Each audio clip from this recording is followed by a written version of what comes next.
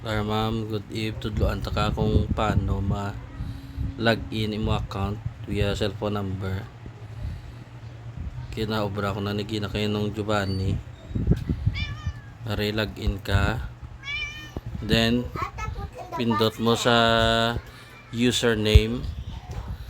Input mo da ang imo nga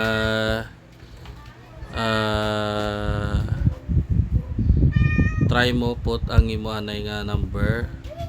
Sample mo ni 09 amo na imo cellphone number 11 digit.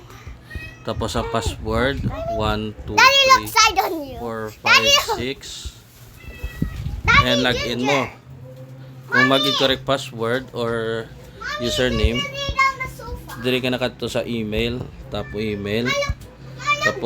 didn't receive verification, live support. After sang live support, chat box, tandaan mo ang imong UI ID sa Opal. Input mo da ang UI ID mo, kag picture mo nga gakapyot ka sang imo nga ID or valid ID lang nga tapos send mo